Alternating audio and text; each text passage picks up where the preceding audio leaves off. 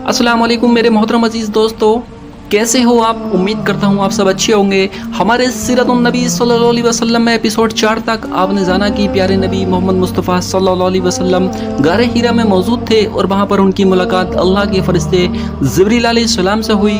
और उसके बाद आप सफ़ा मरवा पहाड़ी के बीच एक बार फिर हज़रत जिब्रील अलैहिस्सलाम की मुलाकात प्यारे नबी मोहम्मद मुस्तफ़ा सल्लल्लाहु अलैहि वसल्लम से हो गई।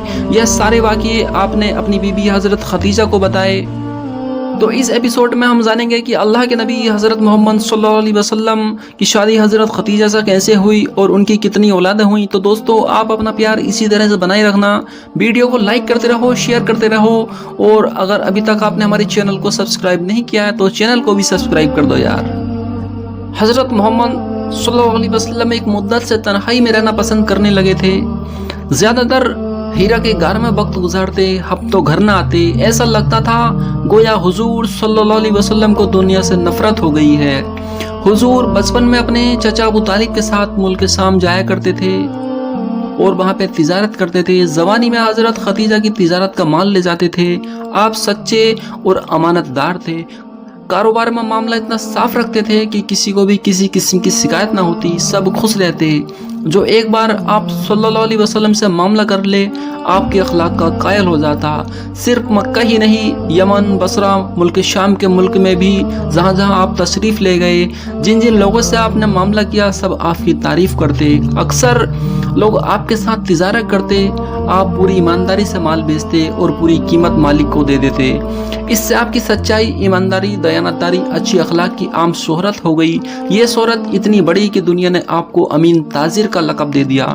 हर जगह आप इसी नाम से मशहूर हो गए। आप वायदे के इस कदर सच्चे थे कि जो वायदा कर देते हज़ारों मुसीबतें उठाने के बाद भी उसे पूरा करते।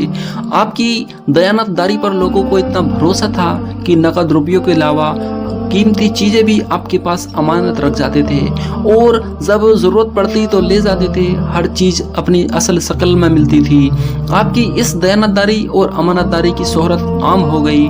हज़रत खदीजा ने सुना और तिजारत के कामों में इम्तिहान भी लिया।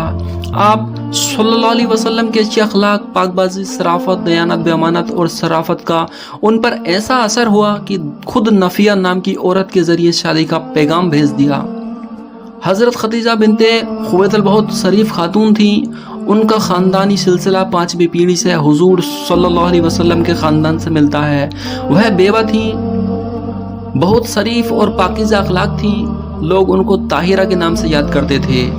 दौलतमंद इतनी थी कि जब मक्के वालों का काफिला तिजारत के लिए रवाना होता तो अकेला उनका सामान तमाम काफिले के सामान के बराबर होता था। उस ज़माने में उनसे बड़ा ताजिर मक्के में कोई न था।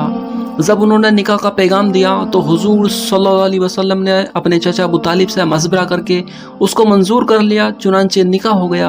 निकाह का खुतबा अबू तालिब ने पढ़ा और 500 दिरहम महर करार पाया। चूँकि हज़रत खदीजा मालदार थी, खूबसूरत और पाकीज़ा और अरब के ऊँचे ख़ानदान से थी, इसलिए अक्सर लोगों ने उनसे निकाह करने का इरादा किया था, पर उन्होंने तमाम दरख्वास्तें रद्द कर दी थी। शायद उनका निकाह करने का इरादा ही नहीं था, पर हुजूर सल्लल्लाहु अलैहि वसल्लम की अमानत, दयानत और सच्चाई और अच्छी अखलाक की शोहरत सुनकर ऐसी निछावर हुई कि खुद निकाह का पैगाम देकर निकाह कर लिया। निकाह के वक्त हुजूर सल्लल्लाहु अलैहि वसल्लम की उम्र 25 साल और हज़रत खदीजा की उम्र 40 साल थी।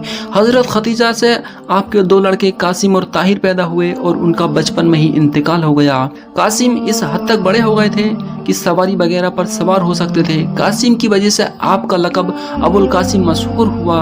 हज़रत खदीजा से आपकी 4 साहबजादियाँ हज़रत फ़ातिमा, हज़रत ज़ैनब, हज़रत रुकैया और हज़रत उम्मे कुलसूम हुई। इनमें हज़रत रुकैया सबसे बड़ी थी। हज़रत ज़ैनब का निकाह अबुल आस बिन रुबा से हुआ था। हज़रत उम्मे कुलसूम का निकाह हज़रत उस्मान गनी रज़ियल्लाहु ताला अन्हु से हुआ था। उनकी वफ़ात के बाद हज़रत रुकैया हज़रत उस्मान गनी से ब्याही गईं। इसी वजह से हज़रत उस्मान का लक़ब ज़ुन्नुरैन था। हज़रत फ़ातिमा सबसे छोटी थीं। आपके चचा अबू तालिब के 3 बेटे अकील, जाफ़र और अली थे। बाल बच्चेदार थे, तंगी के साथ वक्त गुजरता था। एक बार जब कहत पड़ा और अबू तालिब तंगी में गिरफ्तार हो गए तो हुजूर सल्लल्लाहु अलैहि वसल्लम ने अपने चचा अब्बास से फरमाया कि चचा अबू तालिब तंगी की ज़िंदगी जी रहे हैं, हमें चाहिए कि उनकी मदद की जाए। एक लड़के को आप ले आए और एक को मैं ले आऊँ। हज़रत अब्बास रज़ी अल्लाह ताला ने मंजूर कर लिया। दोनों अबू तालिब की खिदमत में पहुंचे और उनसे अपनी ख्वाहिश जाहिर की। अबू तालिब ने कहा, अकील को मेरे पास रहने दो, जफ़र को अब्बास ले जाए और अली को तुम ले जाओ। चुनांचे हज़रत जाफ़र को अब्बास ले आए और हज़रत अली को हुजूर सल्लल्लाहु अलैहि वसल्लम ले आए और उनकी परवरिश करने लगे। हज़रत खदीजा के एक भतीजे हकीम बिन हिजाम थे, दौलतमंद आदमी थे। वह एक ईसाई गुलाम ज़ैद बिन हारिस को खरीद लाए थे। उन्होंने ज़ैद को हज़रत खदीजा को भेंट कर दिया। हज़रत खदीजा ने हुजूर सल्लल्लाहु अलैहि वसल्लम को भेंट कर दिया। आपने उसे अपने अजीज़ की तरह अपने पास रख लिया। कुछ दिनों के बाद ज़ैद के बाप हारिस और चचा काब उसे लेने के लिए आए और हुजूर सल्लल्लाहु अलैहि वसल्लम की खिदमत में हाजिर हुए। निहायत अजीजी से दरख्वास्त की कि ज़ैद को या तो आज़ाद करके उनके साथ कर दिया जाए या उनकी मुनासिब कीमत लेकर आज़ाद कर दिया जाए। आप सल्लल्लाहु अलैहि वसल्लम ने फरमाया, अगर ज़ैद आपके साथ जाने को तैयार है तो उसे आज़ाद कर दूंगा। चुनांचे ज़ैद को बुलवाया गया। उनके बाद हारिस ने उनसे पूछा, ज़ैद क्या तुम हमारे साथ चलने के लिए तैयार हो? ज़ैद ने जवाब दिया, नहीं। हारिस को बड़ा ताज्जुब हुआ। उसने पूछा, किस वजह से? ज़ैद ने जवाब दिया, अगरचे मैं गुलाम हूँ मगर मैं एक ऐसे वाअखलाक और मेहरबान की खिदमत में हूँ जिसकी इनायत ने मेरे दिल में घर कर लिया है और मैं उनसे जुदा होना नहीं चाहता। हारिस को गुस्सा आया। उसने कहा, वक्त क्या तू आज़ादी को गुलामी पर तरजीह देता है? ज़ैद ने कहा, हज़रत मोहम्मद सल्लल्लाहु अलैहि वसल्लम की गुलामी पर हज़ारों आज़ादियाँ कुर्बान हैं। मैंने उनमें ऐसी बातें देखी हैं कि मैं सारी दुनिया पर उन्हें तरजीह दूँगा।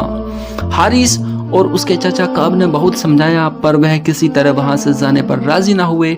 मजबूरन दोनों खामोश हो गए। फिर हुजूर सल्लल्लाहु अलैहि वसल्लम उठे और ज़ैद और उनके बाप और चचा को साथ लेकर खाना काबा में आ गए और ऐलान किया कि लोगों, गवाह रहो कि आज मैंने ज़ैद को आज़ाद कर दिया और उसे अपना बेटा बना लिया। ज़ैद के बाप और चचा इस बात से खुश हो गए और ज़ैद को आपके पास छोड़कर चले गए। आपका रसूख हर तबके के लोगों में था, रईस, अमीर, गरीब, फकीर, सिपह सलार, सिपाही, गरज की सबसे आप सल्लल्लाहु अलैहि वसल्लम मिलते और सब आपसे मिलते थे। लेकिन आपके खास ताल्लुक खास लोगों से थे और ज़्यादा अबू बकर बिन कहाफा से ताल्लुक थे। अबू बकर निहायत खूबसूरत थे। खूबसूरती की वजह से आपका लक़ब अतीक पड़ गया था। आप कबीला बनु तमीम से थे। खून बहा और तावान का फैसला करने के लिए आप हाकिम बनाए जाया करते थे। आपका फैसला तमाम कबीले वालों को मानना पड़ता था। आप बहुत अमीर थे। मिस्र व शाम को तिजारत की गरज से जाया करते थे। तमाम कबीलों में आपका असर व रसूख था। छठी पीढ़ी में आपका खानदान हुजूर सल्लल्लाहु अलैहि वसल्लम के खानदान से मिल जाता है। उस्मान बिन अफ़्फ़ान आपके दामाद थे। हज़रत उस्मान की नानी हुजूर सल्लल्लाहु अलैहि वसल्लम के वालिद हज़रत अब्दुल्ला की सगी बहन थी जो हज़रत अब्दुल्ला के साथ जुड़मा पैदा हुई थी। इस तरह हज़रत उस्मान हुजूर सल्लल्लाहु अलैहि वसल्लम की फूफीजाद बहन के बेटे थे। निहायत मालदार, बड़े सखी, बड़े शर्मीले थे।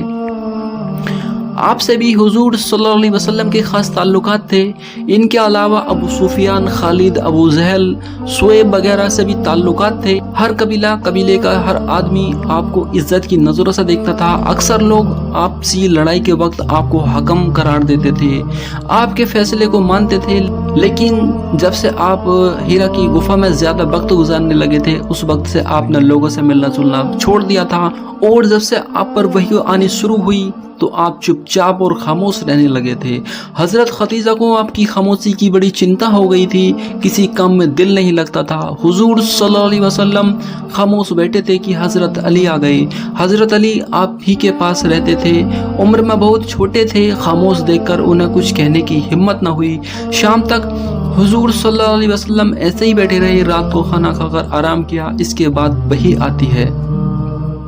एक दिन आप पहाड़ के दामन में बैठे हुए थे कि हज़रत जिब्रील तशरीफ़ लाए और उन्होंने वज़ू किया। हुजूर सल्लल्लाहु अलैहि वसल्लम ने भी इसी तरह वज़ू किया जिस तरह हज़रत जिब्रील ने किया था।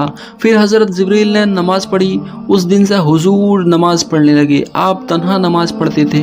न कोई उस वक्त तक मुसलमान हुआ था न नमाज़ पढ़ता था। पहले तो आप पहाड़ी पर नमाज़ पढ़ते थे, फिर धीरे धीरे मकान पर भी नमाज़ पढ़ने लगे। हज़रत खदीजा, हज़रत अली, ज़ैद आपको नमाज़ पढ़ते देख हैरत से देखा करते थे।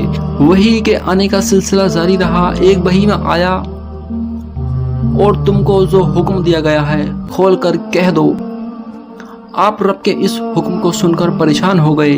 आपकी परेशानी सही भी थी। उस वक्त सभी लोग गुमराही में पड़े हुए थे। खास तौर पर अरब का हर कबीला और हर आदमी मुहित था। बुत परस्ती आम थी। वाहिद खुदा अल्लाह को कोई जानता भी ना था। फिर ऐसे सख्त और सरकस लोग थे कि बुतों के खिलाफ एक लफ्ज भी सुनने को तैयार न थे। हुजूर सल्लल्लाहु अलैहि वसल्लम सोचने लगे कि तबलीग कहाँ से और कौन से लोगों से शुरू की जाए। अल्लाह का हुक्म हुआ कि अपने करीबी खानदान वालों को डराओ। वही ने तबलीग का रास्ता अपनाया। आपने तुरंत तबलीग शुरू की। सबसे पहले हज़रत मोहम्मद सल्लल्लाहु अलैहि वसल्लम ने हज़रत खदीजा के सामने अल्लाह की तारीफ बयान की।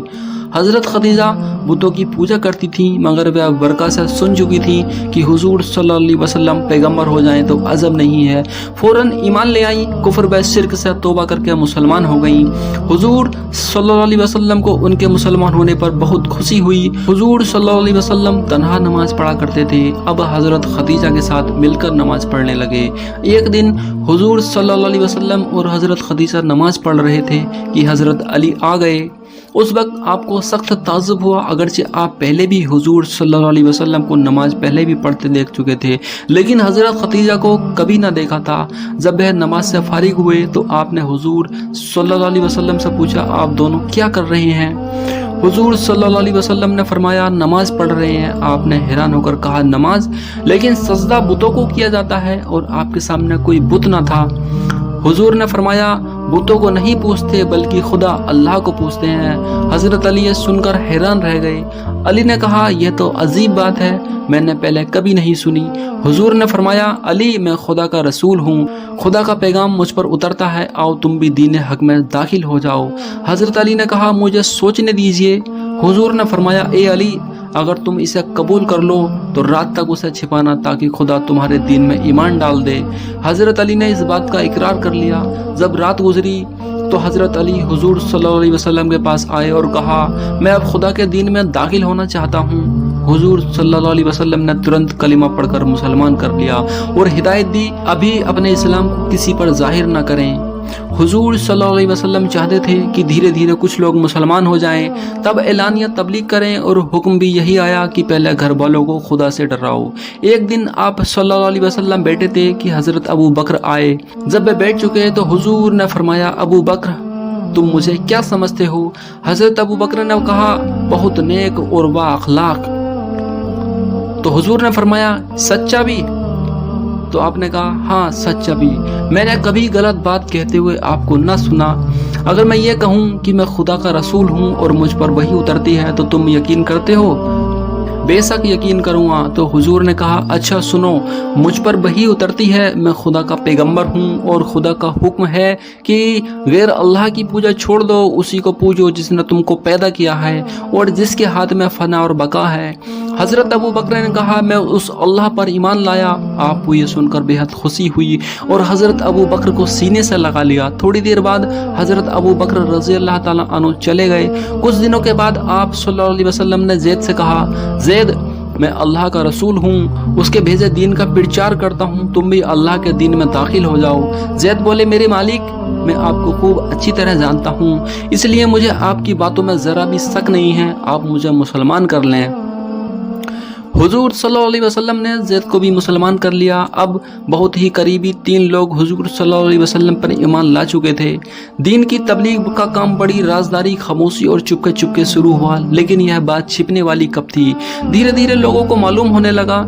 सारे मक्का में चर्चा शुरू हो गई। कुफ्फारे मक्का ने सुना, सख्त नाराज हुए और खुलकर कह दिया कि जो कोई हमारे माबूदों की बुराई करेगा हम उसे कड़ी से कड़ी सजा देंगे। अगरचे सल्लल्लाहु अलैहि वसल्लम जानते थे कि हम तन्हा हैं, कमज़ोर हैं, मक्का वालों का मुकाबला किसी तरह भी नहीं कर सकेंगे, पर आप ना डरे ना घबराए, बल्कि पहले ही की तरह तबलीग करते रहे। यह एक ऐसी दिलेरी की बात है जिसकी मिसाल तारीख में नहीं मिलती। एक अकेले आदमी का सारी कौम और पूरे मुल्क के मुकाबले में खड़े हो जाना बड़े दिल गुर्दे की बात थी। वह भी इस हालात में نہ آپ کے ہاتھ میں تلوار تھی اور نہ تلوار میں وہ طاقت تھی کہ آپ لوگوں کو ڈرا دھمکا سکیں، نہ آپ کے پاس آدمی تھے کہ قوم آپ کے آدمیوں کی دھوس کھا جاتی، نہ حکومت تھی جس سے لوگ دب جاتے، نہ دولت تھی کہ کوئی لالچ میں آ جائے۔ کہنے کا مطلب یہ ہے کہ کچھ نہ تھا، ہاں اگر کچھ تھا تو اللہ پر یقین تھا۔ اسی یقین نے آپ صلی اللہ علیہ وسلم میں بے مثال حوصلہ پیدا کر دیا تھا۔ آپ اللہ کے بھروسے برابر تبلیغ میں لگے رہے، مگر اعلانیہ نہیں، خفیہ طور پر۔ جو آپ کے پاس آتا، چاہے وہ مکے کا ہو یا مکے سے باہر کا، آپ اس کے سامنے بھی اللہ کا کلام پڑھ دیتے، اللہ کا حکم بیان کر دیتے۔ اگرچہ شروع میں آپ کی تبلیغ کا طریقہ یہی رہا، لیکن اسلام میں مسلمانوں کا ذکر گھر گھر ہونے لگا، دین کا کام شروع کیا، اللہ کا پیغام لوگوں تک پہنچایا، اور کس طرح سے اپنے 3 قریبیوں کو جو سب سے پہلے کلمہ پڑھایا، وہ اپنی بیوی حضرت خدیجہ کو پڑھایا، اس کے بعد اور لوگوں کو پڑھا کر مسلمان کر دیا۔ تو دوستو اس کے بعد آگے کیا ہوا ہم اگلے ایپیسوڈ میں جانیں گے۔ اپنا پیار اسی طرح سے بنائے رکھیں اور اس ویڈیو کو شیئر کرتے رہیں۔ شکریہ۔